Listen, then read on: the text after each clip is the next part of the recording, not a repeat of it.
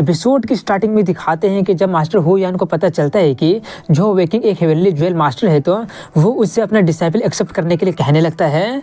Apprentice accept करने वाला बात को लेकर जो वेकिंग के पास में उसे लूटने और उससे बदला लेने का अच्छा मौका मिल गया होता है, इसलिए वो उससे काफ़ी कुछ मांगने लगता है और ना मिलने पर वो वहाँ से जाने का भी उसे धमकी देने लगता है, जिससे मास्टर हु यान का दिमाग काफ़ी ज़्यादा ख़राब हो जाता है और वो उनसे कहने लगता है कि अगर मैं तुम्हें वो दोनों को दोनों दे दूँ तो चलेगा ना।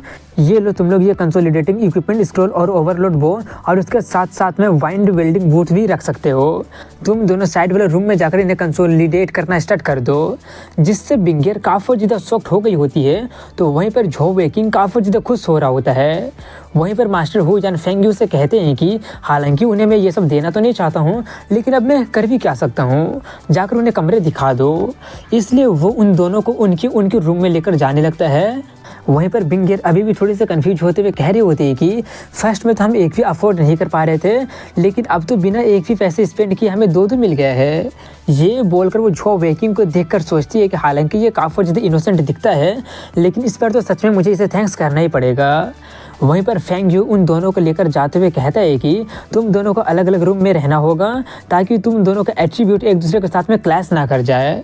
ये बोलकर वो जो वेकिंग को उसको रूम में लेकर जाता है और कहता है कि ये तुम्हारा पहली बार है कि तुम किसी इक्विपमेंट को कंसोलिडेट करने वाले हो, इसलिए जाओ मैं तुम्हें सिखाता हूँ, नीचे बैठकर अपने स्क्रोल को बाहर निकालो। इसलिए जब जो वेकिंग उस डब्बे को निकालता है तो उसमें काफ़ी सारे स्क्रोल भरा पड़ा होता है। वो सब ओवरलोड बो का कंसोलिडेटिंग स्क्रोल होता है, जो देखकर वेकिंग उससे पूछता है कि इसमें इतना सारा क्यों है।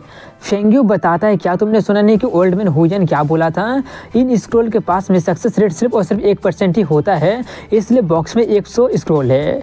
उन 100 स्क्रोल में से सिर्फ एक ही ऐसा होगा जो कि काम करेगा। एक्चुअली में वो ओल्ड मैन काफ़ी अच्छा बंदा है। लोअर ग्रेड का कंसोलिडेटिंग इक्विपमेंट मास्टर के लिए तो सक्सेस रेट बनाना 0.1% से भी कम होता है। वेकिंग थोड़ा सा शॉक्ड होते हुए पूछता है कि क्या वो सच में अच्छा है, वैसे ये काम कैसे करता है। वो कहता है कि अपना राइट हैंड को उस स्क्रोल पर रख कर साइलेंटली फील करो और तब जाकर तुम अपने हेवनली एनर्जी को एक्टिवेट करके उसे फिजिकल ज्वेल में मूव करना।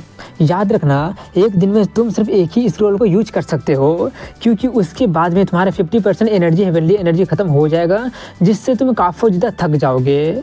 उसकी सभी बातें सुनकर वेकिंग एक स्क्रोल पर अपना हाथ रखकर उसे फील करना स्टार्ट कर देता है और उसमें अपना हेवनली एनर्जी डालने लगता है, जो देखकर फेंग्यू थोड़ा सा चौंकते हुए सोचता है कि कितना प्योर हेवनली एनर्जी है। वहीं पर वेकिंग को दिखाते हैं जहाँ पर उसका स्क्रोल देखते ही देखते ख़त्म हो जाता है और उसमें से लाइट जैसा कुछ निकल कर उसके फिजिकल ज्वेल में एंटर कर जाता है, लेकिन तभी अचानक उसका एलिमेंटल ज्वेल का रोलेट अपियर हो जाता है, जिससे वो थोड़ा सा चौंक जाता है कि ये क्या होने लगा है। वहीं पर उसका वो रोलेट डार्कनेस और इविल एट्रीब्यूट में रोटेट करने लगा होता है और तभी अचानक उसके हेवनली एनर्जी का कंजप्शन और ज़्यादा बढ़ जाता है और तभी वहाँ पर काफ़ी ज़्यादा लाइट निकलने लगती है। और जब वो ख़त्म होता है तो उसके सामने में एक गोल्डन कलर का लाइट बॉल अपीयर हो गया होता है, जिसे देखकर वेकिंग कंफ्यूज होते हुए सोच रहा होता है कि क्या मैं सफल हो गया। ये सोचकर वो जैसे उस बॉल को पकड़ता ही है कि वो ओवरलोड बो में बदल जाता है। वो देखकर फेंग्यू काफ़ी ज़्यादा फ्रस्ट्रेट और थोड़ा सा गुस्से में चिल्लाने लगता है कि क्या तुम इंसानी हो ना। वेकिंग थोड़ा सा कंफ्यूज होते हुए पूछता है कि तुम मुझ पर चिल्ला क्यों रहे हो। फेंग्यू उससे कहता है कि तुम अपने पहली ट्राई में सक्सेस हो गए हो, ये तो सच में कोई अपसेट लक है। वेकिंग कहता है कि अब जबकि इसका सक्सेस रेट सिर्फ और सिर्फ 1% ही है, तो पहली बार में सक्सेस करूँ या फिर 100वीं बार में सक्सेस करूँ, क्या ही फ़र्क पड़ता है।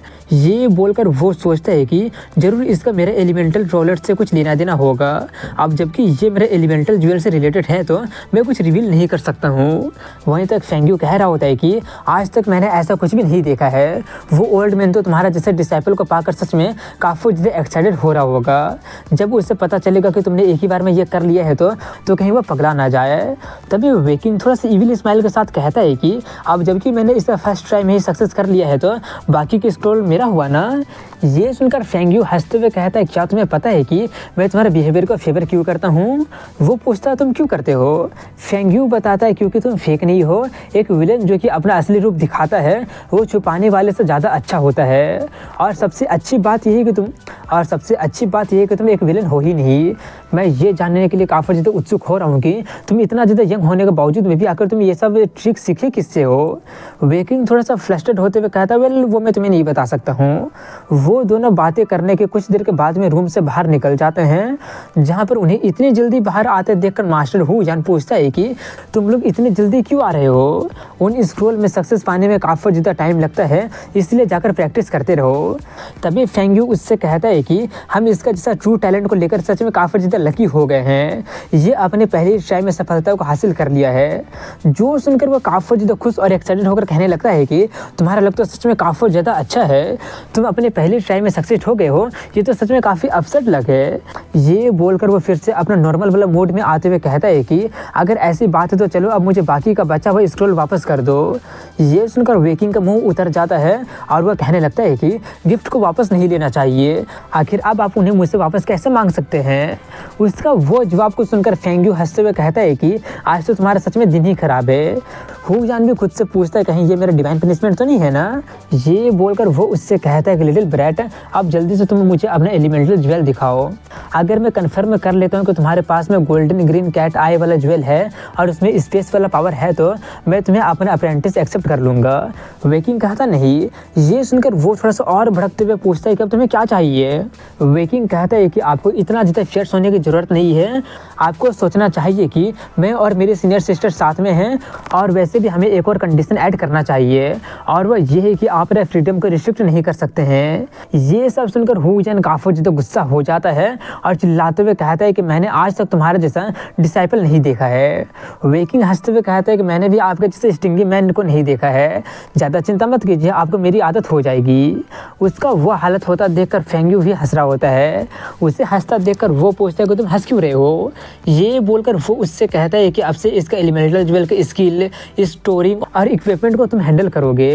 वो कहता है ठीक है, 6 ज्वेल से कम तक मैं हैंडल कर लूँगा। ये बोलकर वो सोचता है खैर टाइम पास करने से तो अच्छा यही होगा।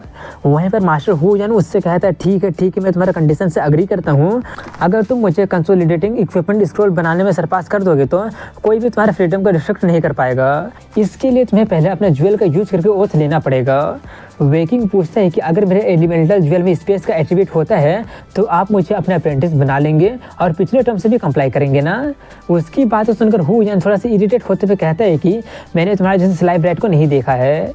ये बोलकर वो अपना 7 एलिमेंटल ज्वेल को निकालकर ओथ बनाने की तैयारी करने लगता है, लेकिन वहीं पर जब वेकिंग अपने एलेक्जेंड्राइट कैट आई वाला ज्वेल को निकालता है तो वो देखकर वो दोनों के दोनों ही काफ़ी ज़्यादा शॉक्ड हो जाते हैं और जल्दी से उसे छुपाने के लिए बोलकर वहाँ पर एक बैरियर बना देते हैं, जिससे वेकिंग थोड़ा सा शॉक्ड हो जाता है कि ये क्या हो गया। वहीं पर हु यान अभी भी काफ़ी ज़्यादा शॉक्ड होता है और कहता है कि ऐसा कैट आई वाला एलिमेंटल ज्वेल भी एग्जिस्ट करता है, क्या ये कोई मिरेकल तो नहीं है ना? खुद से ये कहने के बाद में वो उससे पूछता है कि जल्दी से मुझे बताओ कि क्या तुम्हारे एलिमेंटल ज्वेल में स्पेस एट्रीब्यूट के अलावा में कोई वाइंड एट्रीब्यूट वाला एट्रीब्यूट भी है क्या? उसकी बातें सुनकर वेकिंग थोड़ा सा चौंक जाता है और पूछता है कि वाइंड एट्रीब्यूट तो है, लेकिन आपको पता कैसे चल गया? ये सुनकर वो और ज़्यादा शॉक्ड हो जाता है और अपने आप में कुछ बड़बड़ाने लगता है और पागलों की तरह हंसना स्टार्ट कर देता है। उससे वैसे हंसते देखकर वेकिंग उससे पूछता है कि कहीं उससे कुछ दौरा तो नहीं पड़ने लगा है ना?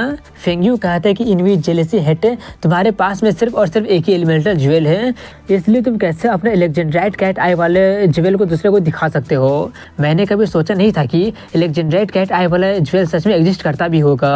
ओल्ड मैन हु यान जरूर तुम्हारे जैसे डिसाइपलों को एक्सेप्ट करके पगला रहा होगा और तुम्हारे पास में तो स्पेस और वाइंड दोनों एट्रीब्यूट हैं। ऐसा कहना गलत नहीं होगा कि तुम्हारा जन्म ही कंसोलिडेटिंग इक्विपमेंट मास्टर बनने के लिए हुआ होगा। वहीं पर जी भर हंसने के बाद में हु यान उससे कहता है कि लिटिल ब्रैट नहीं मेरे ट्रेजर डिसाइपल, तुम्हें मुझे पहले बता देना चाहिए था कि तुम्हारे पास में स्पेस और वाइंड दोनों एट्रीब्यूट है। अगर पहले बता दिए होते तो मैं बिना वक्त बर्बाद किए तुम्हें अपना डिसाइपल कब के एक्सेप्ट कर लिया होता। तुम्हारा जैसे डिसाइपल एक्सेप्ट करने के लिए मैं तो बैंकरप्ट हो जाने के लिए भी तैयार हो जाता। ग्रैंड मास्टर लेवल को तो छोड़ो, तुम तो झोंकसी लेवल यहाँ तक कि गोड लेवल में भी पहुँच सकते हो। उसकी बातों सुनकर वेकिंग काफ़ी ज़्यादा प्राउड होकर कहता है कि मेरा जैसा टैलेंटेड अप्रेंटिस पाने के लिए कॉन्ग्रेचुलेसन। ये सुनकर वो कहता है क्या तुम थोड़ा सा मॉडेस्ट नहीं हो सकते हो? वेकिंग कहता है मेरे दूसरे टीचर कहे हैं कि मॉडेस्ट होने से तुम थोड़ा सा रिग्रेस हो जाओगे, अगर तुम खुद पर प्राउड नहीं करोगे तो दूसरे कैसे करेंगे? ये सुनकर वो थोड़ा सा गुस्सा होते हुए कहता है क्या तुम्हारे पास एक और टीचर है? वेकिंग कहता है कि मैं उसके साथ में 2 सालों से हूँ, अपने हेवनली ज्वेल को अवेकन करने से पहले से ही हूँ। क्या हुआ, इसको लेकर कोई रिस्ट्रिक्शन है कि मैं कितना टीचर एक्सेप्ट कर सकता हूँ? वैसे भी मैंने उसे काफ़ी टाइम से नहीं देखा है और मुझे पता भी नहीं है कि वो अभी कहाँ पर होगा। तभी हुकजन कहता है अब जबकि तुम्हारा हेवनली ज्वेल हाल ही में अवेकन हुआ है, इसका मतलब तुम अभी 16 साल से कम उम्र के होगे। इक्विपमेंट स्क्रॉल बनाना शुरू करने से पहले तुम्हें एटलीस्ट 16 साल का होना पड़ेगा, नहीं तो तुम्हारा बॉडी मटेरियल को कंट्रोल करने के लिए इनफ डेवलप नहीं हो पाएगा। वेकिंग कहता है अच्छा तो अब मैं कुछ महीने में 14 साल का हो जाऊंगा। जो सुनकर वो दोनों फिर से काफी ज़्यादा शॉक्ड होकर कहते हैं क्या तुम इतना ज़्यादा यंग हो। वेकिंग कहता है मेरे पास कोई चॉइस नहीं है, मैं थोड़ा जल्दी ही मैच्योर हो गया हूँ। वो कहते हैं कि मेरा ये मतलब नहीं है, मेरा मतलब ये है कि तुम सिर्फ 13 साल के होने के बाद में भी इतना डर्टी ट्रिक्स कैसे सीख लिए हो। मुझे सच में तुम्हारे प्रीवियस टीचर को लेकर कंसर्न होने लगा है। वेकिंग हंसते हुए कहता है मेरा टीचर एक्चुअली में बहुत ही ज़्यादा अच्छा और प्रॉपर पर्सन है, लोग उसे ऑनेस्ट और डिपेंडेबल लिटिल जेंटलमैन का निकनेम दे दिए हैं। और उसका यही कहने के साथ में यहीं पर इस एपिसोड की एंडिंग हो जाती है। तो दोस्तों कैसा लगा ये वीडियो कमेंट सेक्शन में जरूर बताइएगा। मिलता हूँ अगले वीडियो में, तब तक के लिए हैव अ गुड डे।